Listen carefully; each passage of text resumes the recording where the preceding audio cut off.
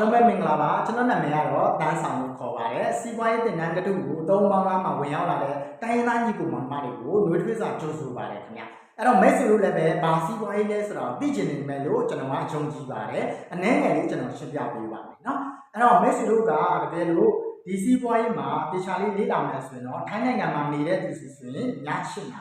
မလေးရှားမှာနေတဲ့သူတွေနော်စင်ကာပူမှာနေတဲ့သူတွေကည9 နာရီမှာသေးစိတ်ရှင်းပြပေးပါတယ်မြန်မာနိုင်ငံစံတော်ချိန်ဆိုရင်ည9 နာရီပဲပေါ့နော်ဒီစီးပွားရေးတင်နန်းကတော့ကျွန်တော်တို့တနင်္လာနေ့ညကနေပြီးတော့တောက်ကြနေ့ညထိ9 ရက်တိုင်တိုင်အသေးစိတ်ကိုရှင်းပြပေးပါတယ်။ဘာလို့ရှင်းပြပေးတာလဲဆိုရင်ပထမပိုင်းမှာဒီကုမ္ပဏီဒီစီးပွားရေးကတကယ်ရောခိုင်မာမှုရှိရလားတရားဝင်ရလားနိုင်ငံပေါင်းဘယ်နိုင်ငံဖွင့်လှစ်ထားတာလဲဆိုတာကိုအသေးစိတ်ကိုရှင်းပြပေးတော့မှာဖြစ်ပါတယ်။ဒုတိယပိုင်းမှာဆိုလို့ရှိရင်တော့မက်ဆီတို့ထုတ်ကုန်ပစ္စည်း product အကြောင်းကိုအသေးစိတ်ရှင်းပြပေးမှာပါထုတ်ကုန်ပစ္စည်းဆိုလို့ဈေးရောင်းရတာလားမတွေးလိုက်ပါနဲ့မက်ဆီတို့သွားတိုက်တယ်ရေချိုးတယ်ဝစ်ချော်တယ်ဆိုရင်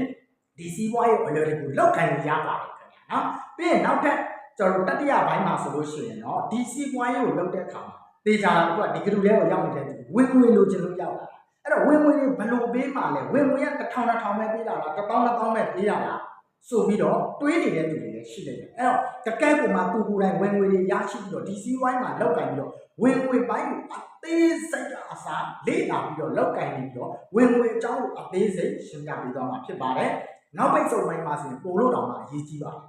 ဘာကြောင့်လဲဆိုတော့စီးပွားရေးတစ်ခုလုပ်တဲ့အခါမှာကျွန်တော်တို့ရဲ့အနေနဲ့အတွေးခေါ်လေးတွေလိုအပ်တယ်တချို့ကတွေးကြတယ်ကျွန်တော်ကစာမတက်ဘူးကျွန်တော်ကစီးပွားရေးအတွေ့အကြုံမရှိဘူးကျွန်တော်ကအသားမဲတယ်ကျွန်တော်ကအသားဖြူတယ်ကျွန်တော်ကစကားမပြီးဘူးစသဖြင့်အဲ့ဒီလူတွေလည်းပဲဒီစီးပွားရေးမှာလုပ်လို့ရတယ်ဘာကြောင့်လဲဆိုတော့တကယ်ကိုအောင်မြင်နေတဲ့သူကနေမှာ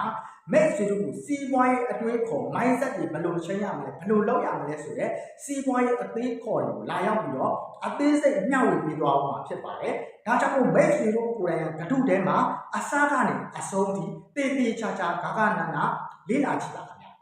လေ့လာကြည့်လို့နားမလည်ဘူးသဘောမပေါက်ဘူးဆိုရင်လည်းစိတ်မပူပါနဲ့မဲ့ဆွေတို့ကိုဒီစီးပွားရေးဂတုတွေကိုထည့်ထားတဲ့သူတွေကိုပြန်လဲဆက်သွယ်မင်းများလို့ရသလိုလူတဲ့အမေဖြေဆိုတဲ့ဂတုလေးတွေပဲမဲ့ဆွေတို့မှာရှိမှာပါသုံးပေါင်းလားကတုကရှင်းပြပြီးတာနဲ့ပိုက်ဆွေတို့နားမလဲမသိနားမလဲတဲ့အရာမှန်သမျှကိုလူတဲ့အမေဖြေဆိုတဲ့ကတုမှလည်းသွားရောက်ပြီးတော့မင်းများလို့ရပါတယ်အဲ့တော့မိတ်ဆွေတို့ကအစားကနေအဆုံးထိတေချာလေးနားထောင်ကြည့်ပါ